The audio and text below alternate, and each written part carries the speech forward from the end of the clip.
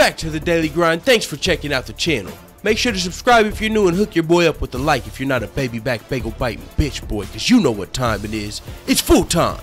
MMA.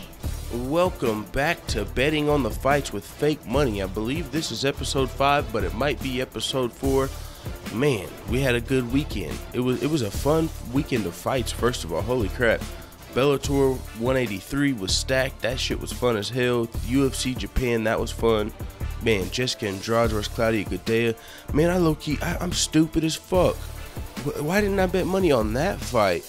Do you realize they had like Claudia Gadelha? What was she? She was like a fucking huge underdog for some 230 underdog. Man, I should at least, even though I picked her to lose the fight, that would have been just worth a little money, because Jessica Andrade, she's underrated. Hindsight's 2020.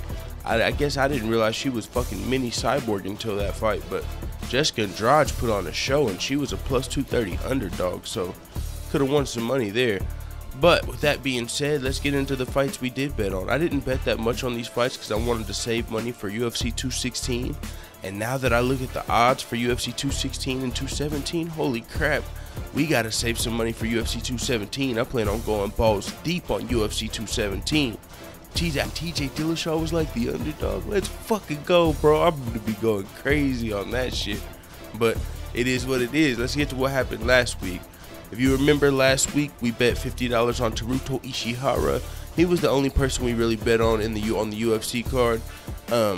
Unfortunately, we didn't bet on Claudia, but that was the only person. Other than that, it was a huge Bellator card. That's really where I bet most. I mean, it wasn't much more, but I bet on two Bellator fights. Javi Ayala versus Roy Nelson. That was a fun fight. And then also Paul Daly versus Lorenz Larkin. Man, now hindsight's 2020. I should have probably bet a little more on that. Paul Daly was a plus 235 underdog. He's more experienced. Fucking fought higher level competition. Fuck, I fucked up. That's all good. That's all good. I just gotta remember, I'm new to this just like some of you might be. I just gotta remember, man, if it's a fucking good value like that, somebody in the top 5, like Claudia Gadelha, like Jessica Andrade, it's a plus 230 underdog, man, I'm gonna have to, even if I pick them to lose, maybe bet a little bit of fake money on them. So with that being said, we actually did win money this weekend, man. We fucking got into the profit where we started off with $500. Now we're up to like 573 or some shit. We ended up profiting a total of like $101. Man, I might have been fucking up over these last few weeks because I haven't been using the odds calculator. I've been just going off with a little bit I know about this shit, but now I found this odds calculator, so I gotta do that. I almost shorted us $50 because whenever I do, like on this first page, the minus 150, I'm already taking off the $50 for each bet. And that's like me placing the bets. So I almost, since we lost the Javier Roy Nelson bet, I almost took off another 50, and it was like, no, I already took off that 50. You don't lose another 50. So I had to add that 50 back on, and it made more sense because I knew I profited $100, but I was only up 50. I was like, what's going on? So I started using the odds calculator. I'll be using that from here on out. If you want to use that or something, it's Google odds calculator, and you'll be able to use that. I favorited that page, so we'll be using that from here on out to calculate these. It's pretty freaking awesome. You can type in how much money you want to bet, the odds, and it'll just instantly pop up how much you won. So that's what I'll be using from here on out. So in last week's bet, we put 50 on Javi Ayala, who lost, 50 on Paul Daly, who won, and then 50 on Teruto Ishihara, who also won, which means we ended up, whenever I put it into the odds calculator, we got a total of $84.48 back from the Teruto fight, which means we won about $34 because Teruto was the favorite. So you don't win back as much as you bet if you bet on the favorite, because he was supposed to win.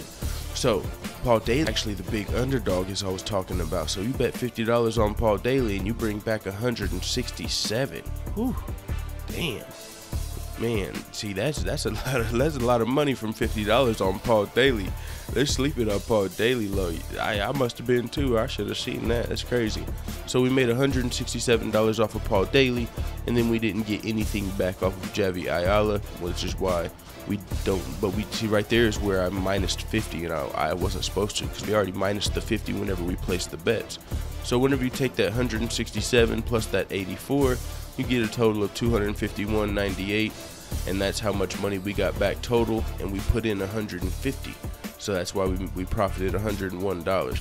So that takes us up to $574.48. $74.48 above where we started. So we're in the profit. Let's fucking go. Now, this is UFC 216's coming up. Not next week. We've been thinking it was next weekend, but it's actually like October 6th. So it's the weekend after next. It's in 2 weeks. There's also a Bellator card that week, like Dantas versus Caldwell. Then there's like Strauss on there.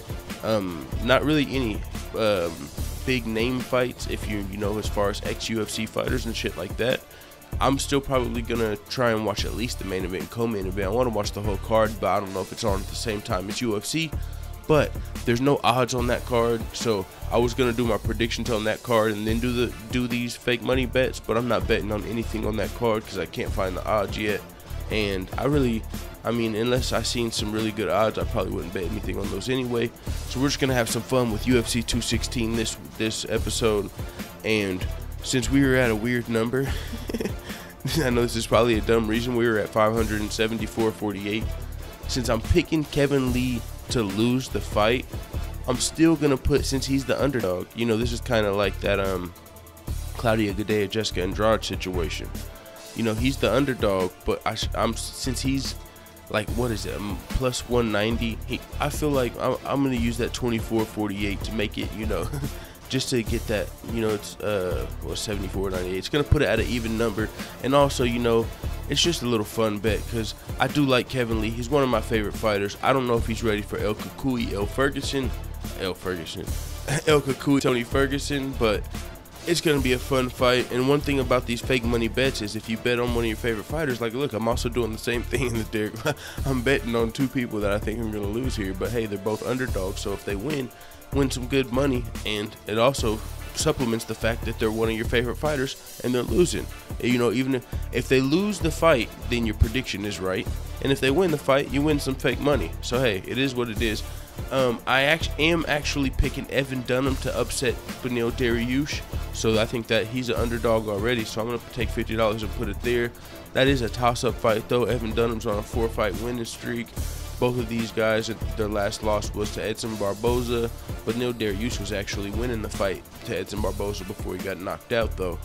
But Evan Dunham's on a 4-fight winning streak, but Beneil Dariush is coming off of that knockout loss to Edson Barboza. It's going to be a good fight. Both of these guys are in the top 15, but Evan Dunham is the underdog, and I'm going to put $50 fake dollars there. So we're going to end up spending a total of $124 this week, fake dollars. That's how much of the bets placed. So if we lose all of these, we'll still be at $450. But if we win, hey, we're going up, and we'll have some money for UFC 217, which is going to be fucking dog. If we got like $600 at UFC 217, bro, I'm blowing like 500 gambling. Like, we're going crazy with the fake money because it's gonna be so fun. It's gonna be like champions, TJ Dillashaw, fucking underdog. Like, what? Y'all got me fucked up. Even though Cody's the champion, I guess you gotta do that.